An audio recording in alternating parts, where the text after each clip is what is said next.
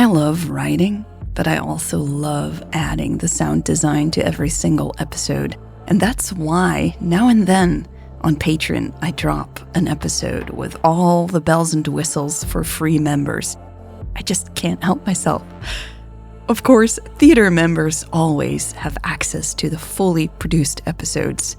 But if you don't want to join theater, you can join Patreon for free. And now and then, an episode shows up suddenly, fully produced and early. So go check it out. Patreon.com Lesbian Romantic. Welcome to the Lesbian Romantic podcast. This is part 45, September 24th, 2063, Fire Blue Territory, North American Province, 11 a.m. local time. Jade stared out of the car window. She couldn't see much of the road through the trees and bushes. Still, she kept her eyes fixed on it to ensure no one had stopped nearby. "Jade, I'm sorry I lied about Louise," Michelle said softly, turning in her seat to face Jade. Jade kept her focus on the road. She felt too tense to have this conversation right now. When she had been left alone, she'd been upset about losing Michelle. Now that Michelle was back, she wanted to get away from her. "I should have told you she wasn't dead," Michelle continued. "I shouldn't have put you in this position." Jade's eyes snapped to meet Michelle's. "You should have told me she was your girlfriend." Jade knew she sounded like a scorned lover. But wasn't she just that? Had she not opened her heart to Michelle, only to run into wall after wall on Michelle's side? "I was ashamed," Michelle said, averting her gaze. "Because of your relationship with Louise?" Jade asked, frowning. "No, for how I behaved in that relationship," Michelle said. "I was a horrible person. Surely I couldn't tell you how horrible I was. So you chose to lie to me instead?" Jade spat. "Even after we... Jade was breathing too fast, trying to hold back angry tears. She tried to calm down, but this only made the problem worse. Jade closed her eyes and breathed in deeply. Her chest ached. "Hey," Michelle said, her voice full of worry, but Jade ignored her. After another deep breath, Jade heard the car door open and shut. Her eyes sprung open wide, her heart beating even faster. Michelle was already opening the door next to her. "Try to breathe," Michelle said, getting in the back seat. "You're hyperventilating." "I'm not," Jade replied, turning away from Michelle. But her chest ached even more, and she was starting to feel lightheaded. "Try to focus on my hands," Michelle said, covering Jade's hand with her own. Jade wanted to pull her hand back, but feeling Michelle's warm skin felt too good. She couldn't help but focus on the soft fingertips stroking her palm. "Just like that," Michelle said. "Now just try to breathe a little slower." Nodding, Jade breathed in through her mouth, wincing as her chest expanded. Michelle kept stroking her hand and took in a loud, deep breath through her nose. They breathed out together. "Very good," Michelle said. Jade looked up into Michelle's eyes. She noticed how their chests rose and fell in the same rhythm, and it felt strangely intimate, especially with Michelle's hands still holding hers. "It's my own fault," Jade blurted out without thinking. Michelle tilted her head. "What is?" Jade squeezed her eyes shut once more to hide the sudden tears. Michelle held her hand tenderly and waited. Jade was surprised and grateful for the space she was given. Smiling bitterly, Jade's voice trembled as she finally admitted, "I thought you and I were different. I thought I could change you." She chuckled uncomfortably. "Oh my God, I sound insane." "No, you don't," Michelle replied, squeezing Jade's hand. You did change me, Jade. Jade looked down at her knees. Without you, I'd never have, Michelle started to say, but then stopped. After a while, Jade shifted her hand so she could squeeze Michelle's. She needed to hear this. She desperately needed to hear this. I know it doesn't seem like I changed because I lied until I had no way out, Michelle now said, leaning back. But I started to change from the moment I met you, I think, Michelle continued. Getting to know you, it made me question things that I have believed in for as long as I can remember. Jade tried not to smile. She was annoyed at herself because her anger was evaporating quickly. What kind of things? She asked, despite feeling like a spoiled child who wanted to hear she was special. So many things, Michelle sighed. I don't even know where to begin. She ran her thumb over Jade's hand again. I mean, she said, I think I don't want to go back to my old life because of you. I want to find out who I am when I don't believe all the things I used to believe, when I'm not always so angry. Jade pursed her lips. She too wanted to find out who Michelle was under all that hatred. But would she really? Was Michelle truly capable of such a sudden transformation? Was anyone? I think I might, Michelle continued, sounding very distressed now. Jade looked up, but Michelle was staring at the roof of the car. What is it? Jade asked gently after a minute or so.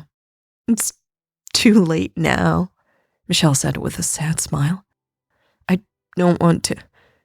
Jade wished she could pull the rest of the sentences out of Michelle. She clenched her teeth, forcing herself to wait again. I think maybe I am finally capable of loving someone, Michelle finally sighed, tears filling her eyes.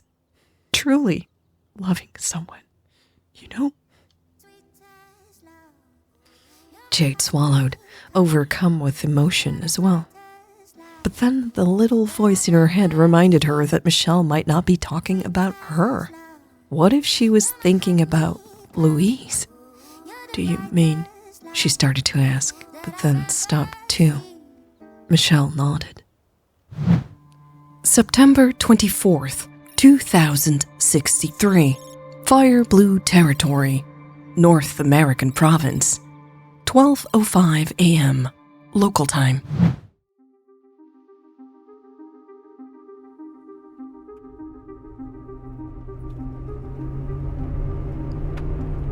Michelle stretched her fingers, staring at them for a brief moment before grabbing the door handle. Louise was driving fast and taking her turns too sharply. Won't people notice us like this? Michelle asked. Not here, Louise replied. Not yet. I need to get as close to the city as possible. Michelle looked over her shoulder to meet Jade's worried gaze. Louise had come back suddenly, sweaty and breathing fast, and had started driving again without a single word of explanation. The city? Michelle asked.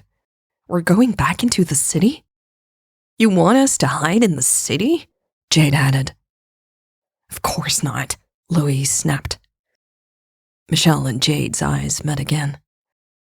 You need supplies, Louise added, clearing her throat. The only place to get them is in the city. Another stop? Michelle asked, shocked. Louise nodded gravely. You'll have a roof over your head, but no way to find food. We need to get you food, clothes, and water. A growing feeling of alarm made Michelle's heart rate rise quickly. Where exactly is this safe place? She now realized how little she had given thought to any of this. All she had focused on was running away from her old life. Now she saw that she had no idea what she was running toward. An old network hub building, Louise said. It's on the border of the desert. It's reinforced and should still be flood-proof, but it's not exactly designed for living. It's more like a bunker. Michelle's lips parted. Strangely, a memory of her apartment at the base popped up in her mind. She had liked living above everyone else, with glass walls to keep an eye on everything. "We can work with that," Jade said, much to Michelle's surprise. "But I'll need some tools." Louise nodded. "We'll see what we can get. There should be some basics at the building for our teams." "Won't anyone find us there?" Michelle asked, feeling more and more resistance building inside her chest. "Not as long as I control the network infrastructure," Louise said. "And even if I don't, I'm sure I can make everyone forget about this building." "Will we have power?" Jade asked. "You might.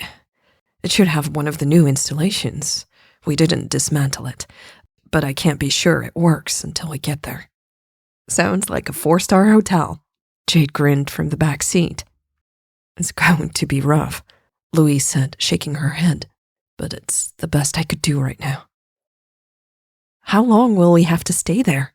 Michelle asked, struggling to envision her life from now on.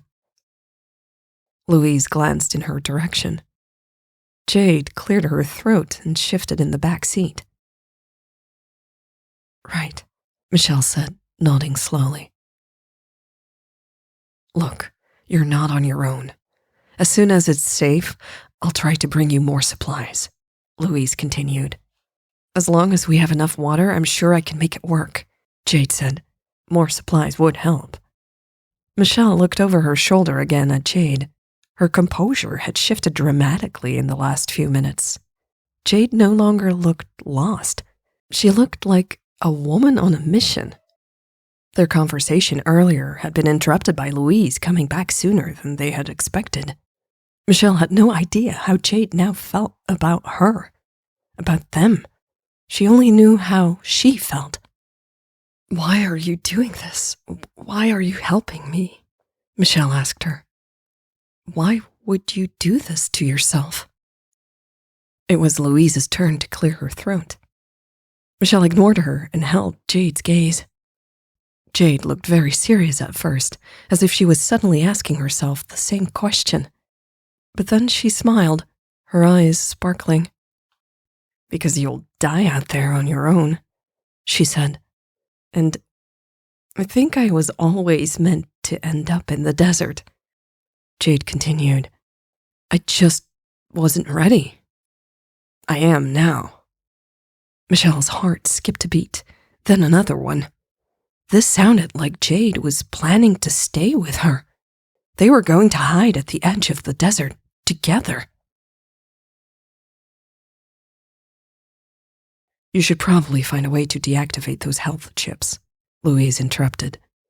"That's why I wanted you to have at least one of your tablets. I think I can help you deactivate those chips with it." "Okay, I'll work on that when we get there," Jade said. "Yeah, first we have to get you there," Louise said. "We still have a long road ahead of us, and I'm sure people will start looking for us soon." Michelle frowned. "What will they do to you?" Louise met her gaze briefly. "What do you mean?"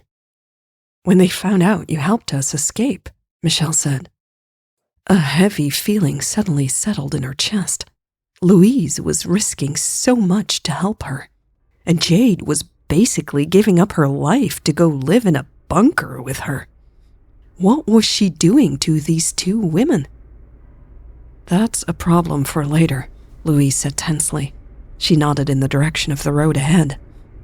"We have to get past that first." Jade gasped from the back seat and said, "Oh, shit." This was part 45 of Connection Revealed. I just hit my writing goal for part 49 of Connection Revealed, a very important episode. And I'm going to write it this week and record it and produce it next week, and then it will be available for all patrons by the end of next week. Part 49, really looking forward on producing that one. And I was able to share this episode, part 45, with you on this free public feed because of the support of amazing people around the world. I want to thank them from the bottom of my heart because it is very important to have this public free feed available for everyone around the globe, as the podcast has been, available to everyone since the start. All right, that is it for this episode, my dear fellow romantics. I hope to see you on patreon.com/lesbianromantic, where again, signing up as a free member is worth it. So why not go to patreon.com/lesbianromantic? See you there.